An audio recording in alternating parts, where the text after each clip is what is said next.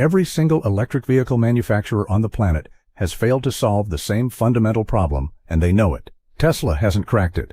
BYD hasn't cracked it. Rivian, Lucid, Ford, GM, none of them have actually solved range anxiety. They've just asked you to pretend it doesn't exist. But Mazda just walked into the room with an answer so unexpected, so elegantly simple, that it's making engineers at every major automaker question whether they've been chasing the wrong solution for the last decade. No revolutionary battery chemistry. No $20 billion charging network build-out. No government bailout required. Just a rotary engine that the entire industry declared dead and buried back in 2012, brought back to life, and pointed at a problem nobody else bothered to solve properly. And here's the part that should genuinely concern every EV manufacturer watching this unfold. This engine doesn't even power the wheels. It just sits there, spinning smoothly at one perfect speed, making electricity while you drive. By the time you finish this video, you'll understand exactly why this announcement represents something far bigger than one quirky Japanese automaker doing something different. This is the moment the entire EV conversation shifted, and most people haven't even noticed yet. Fast forward to today. Mazda sells vehicles in over 120 countries and moves approximately 1.2 million cars annually. Their SUV lineup, the CX-5, CX-60, CX-90, transformed Mazda into something genuinely rare in this industry. Affordable luxury that actually delivers on the luxury promise. Not a budget brand pretending to be premium, and not an overpriced badge charging you for a logo, something in between that makes buyers feel like they received more car than they paid for. Their interior materials rival brands costing 20 to 30% more.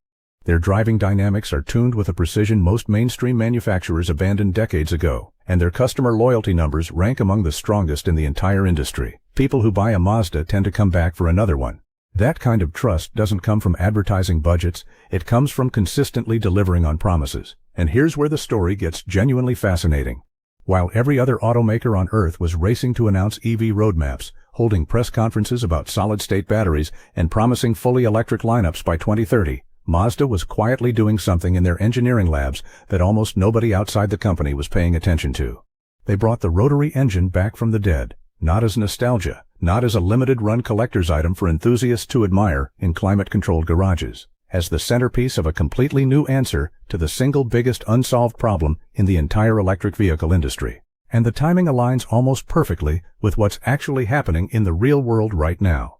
In Europe, where government EV mandates are written directly into law but charging networks outside major cities remain patchy and unreliable, hybrid and range extender sales have been growing faster than pure EV sales in several major markets over the last 2 years, including Germany, France, and the Netherlands. Mazda didn't guess at this shift. They read the room correctly while every other automaker was still repeating the same electric or nothing talking points from 5 years ago. Tesla built its entire identity, its entire trillion-dollar valuation, on one single bet. The future is pure electric, full stop, and everything else is a compromise or a distraction. That bet built one of the most valuable companies in automotive history. It made Elon Musk the single most discussed person in this industry for over a decade straight. But that bet depends completely on charging infrastructure keeping pace with demand. And right now, in 2025, it simply isn't keeping pace. Not close. BYD, on the other hand, has been genuinely smart about hybrids for years now, and their plug-in systems have been competitive on price in a way that's forced Western automakers to scramble. But BYD wins primarily through volume and manufacturing scale. Cheaper batteries, cheaper labor, more units rolling off the line every single day. Mazda isn't trying to out-cheap BYD, and they know they can't. They're competing on a completely different axis entirely. Engineering elegance, driving feel, and a premium experience that justifies a higher price tag without apology. Two completely different games played on completely different fields, and Mazda deliberately picked the one lane where BYD's biggest weapon simply doesn't apply. What's genuinely uncomfortable for both of these giants is that Mazda didn't need a $100 billion war chest to pull this off. They didn't need a government-subsidized gigafactory the size of a small city. They used an engine they already understood better than any other company on the planet, pointed it at a problem nobody else had bothered to solve properly, and quietly built their way around two of the biggest, best-funded companies in the history of the automotive industry. That's not a scale advantage. That's an idea advantage. And ideas, it turns out, are a lot harder to compete with than money. Here's where this gets bigger than one single car. Mazda has already filed patents for a hydrogen-powered version of this exact same rotary generator architecture. Same compact package, same smooth, near-silent operation, same range extender concept underneath it all, except running on hydrogen instead of gasoline, with tailpipe emissions that are, for all practical purposes, just water vapor. There's serious, well-funded hydrogen infrastructure investment happening right now in Japan, in Germany, in South Korea, and in parts of the Middle East. If that infrastructure genuinely matures over the next decade, the way several governments are actively betting billions of dollars that it will, Mazda's rotary platform could pull off a third complete power transition, from piston to gas electric to hydrogen electric, without ever needing to design a brand new vehicle architecture from scratch. Most automakers have to scrap an entire platform every single time the fuel conversation shifts direction. Mazda built one that just keeps adapting underneath the same core idea. And there's an environmental argument buried in here that almost nobody in the mainstream conversation is actually making, because it complicates the simple story everyone wants to tell. In regions where the electricity grid still leans heavily on coal or natural gas, and that includes large parts of Asia, large parts of Eastern Europe, and honestly a fair amount of the United States too, a highly efficient range extender hybrid that runs on electric power for the vast majority of daily driving can actually produce lower life cycle emissions than a pure EV charged off that exact same dirty grid. This is not a pro-gasoline argument dressed up in green language. This is just basic arithmetic, and Mazda's new thermal efficiency numbers, which genuinely represent a real leap forward for rotary technology, back that math up with real testing data instead of a marketing slide deck. To understand why Mazda pulling this off matters as much as it does, you need to understand who Mazda actually is as a company. This is not a flashy operation, never has been. They don't hold stadium events with 10,000 people screaming at a product reveal. They don't have a billionaire founder sending cryptic tweets at 3 in the morning trying to move stock prices. They don't promise robot taxis that are perpetually 5 years away from deployment. They just build cars that people genuinely love driving, generation after generation, and let the engineering do the talking. Mazda was founded in 1920 in Hiroshima, Japan, originally manufacturing cork products and machine tools, about as far removed from automotive glamour as you can possibly get. Their first actual vehicle appeared in 1931, a tiny three-wheeled truck called the Mazda Go. Nothing about it suggested future greatness, but underneath the surface, this company always operated with a different engineering philosophy: quiet, stubborn, patient, willing to pursue ideas that everyone else in the room had already written off as impossible or impractical.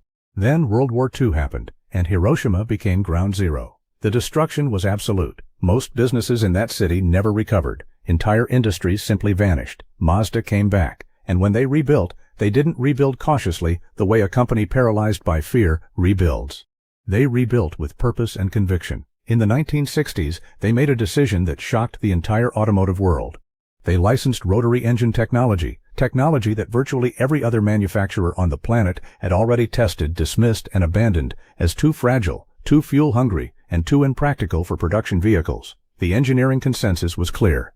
Maintenance costs would destroy it. Mazda made it work anyway. The Cosmos Sport launched in 1967, and the industry had no choice but to pay attention. That rotary engine became Mazda's signature for half a century. Instead of pistons violently slamming up and down thousands of times per minute, a triangular rotor spins smoothly and continuously inside an oval housing. No valves crashing open and shut, no crankshaft converting reciprocating motion into rotation. Just elegant, continuous spin. The size advantage alone is staggering. A rotary engine producing equivalent power to a conventional piston engine can be roughly the size of a watermelon. That's not marketing exaggeration. That's physics working in Mazda's favor. But the old rotary carried two fatal problems that eventually caught up with it. It consumed fuel like it had a personal vendetta against your bank account, because the combustion chamber geometry meant unburned fuel escaped through the exhaust. And it ran hot, genuinely destructively hot, which wore down the internal apex seals faster than any conventional engine component. Maintenance costs climbed. Oil consumption exceeded what owners were willing to tolerate. By 2012, when the beloved RX-8 was finally discontinued, the general consensus settled in. The rotary engine was finished. Just another beautiful engineering idea that couldn't survive contact with real-world economics. Here's the problem nobody in this industry wants to say out loud, even though everybody driving an EV already knows it intimately. Charging infrastructure is not keeping pace with EV adoption. Not in America, not in most of Europe. Not really anywhere outside a handful of major metropolitan corridors. Wait times at popular charging stations during peak travel periods are real, documented, and not shrinking as fast as the industry promised they would. Grid capacity in major cities is becoming a genuine bottleneck that utility companies are openly struggling to address, not in some theoretical future scenario, but right now, today. And the constant reassurance that it'll all get better soon is wearing thin for ordinary buyers who need a car that reliably works today, not in some optimistic future built on infrastructure that hasn't been constructed yet. Mazda's answer wasn't a bigger battery pack. It wasn't another promise that charging speeds will magically improve in 18 months. It wasn't asking customers to change their habits or plan road trips around a charging map app. It was a question that almost nobody else in this industry seriously considered. What if the car just handles range anxiety completely on its own? What if a tiny, ultra-efficient engine running quietly in the background keeps the battery topped up while you drive, so the driver never has to think about it at all? That's the foundation of the MX-30 REV platform, and it's the backbone of everything Mazda just announced. The rotary engine in this car does not power the wheels directly. Let that settle for a moment, because it's the entire strategic insight. It's a generator. Only a generator. Its sole job is to spin at one perfectly constant, perfectly efficient speed and make electricity. Nothing more, nothing less. And Mazda didn't just resurrect the old blueprints and call it done. They rebuilt this engine from the ground up, component by component. Direct injection now delivers fuel with extreme precision straight into the combustion chamber, eliminating the wasted, unburned fuel that plagued earlier rotary designs.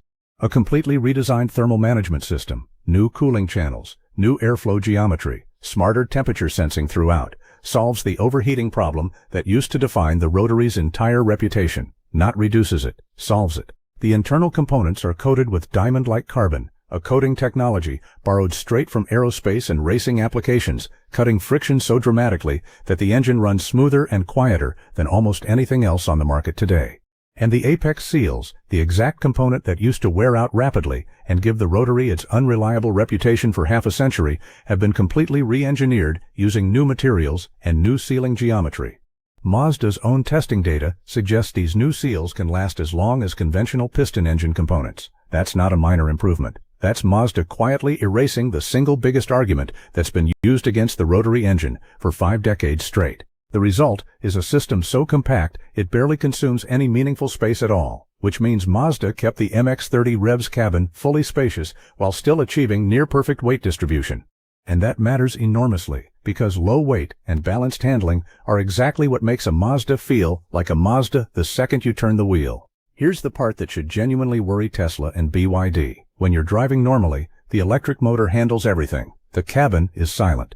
Power delivery is instant and smooth, exactly like any other EV on the road. When the battery drops to a certain threshold, the rotary generator quietly kicks in, and you barely notice it happening.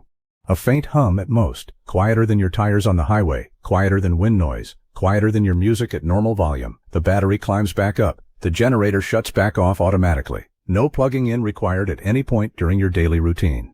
No mental calculation about whether you'll make it to the next charger. No waiting around in a parking lot watching a percentage tick upward on a screen. Now some of you are already thinking, okay, so it's a hybrid. Automakers have been building hybrids for almost 30 years now. Toyota has been running this playbook since the original Prius back in 1997. What exactly is new here? Here's what's actually new, and it's a bigger distinction than it initially appears. This is not a hybrid trying to squeeze a few extra miles per gallon out of a gasoline engine that's still doing most of the work. This is a genuine full EV driving experience, full electric torque, full silent cabin, that simply happens to carry a tiny ultra-efficient backup generator instead of a battery pack 3 or 4 times the size. The battery in this system can be roughly a quarter of the size needed to deliver comparable range in a pure EV. Think carefully about what that actually solves, because the implications stack up quickly. A quarter of the battery means a quarter of the lithium, cobalt, nickel, and manganese that most EVs are completely dependent on. Raw materials mined in a small handful of countries under supply chains that are becoming more geopolitically complicated every single year. A quarter of the battery means the car weighs meaningfully less, handles better in every condition, and costs less to manufacture from day one. And most importantly, it means the range anxiety conversation, the single biggest objection stopping millions of ordinary American car buyers from going electric in the first place, simply evaporates. It's not reduced, it's gone. You don't need a coast-to-coast charging network to own this car comfortably. You don't need to be an early adopter willing to tolerate inconvenience in the name of a greener future. You don't need to plan a road trip around an app showing you which chargers are actually working today. You just need to want a great car that happens to drive electric most of the time. That's the entire strategic insight buried inside this announcement. Mazda identified the precise gap between where EVs currently sit and where they need to be to genuinely replace gasoline cars for everyone, everywhere, and then built a product that fills that exact gap, without asking the customer to sacrifice a single thing. So when people ask, is Mazda secretly anti-EV? The answer is no, not even close. Mazda simply refused to accept the industry's core assumption that electric and battery only have to mean exactly the same thing. Remember how we opened this video?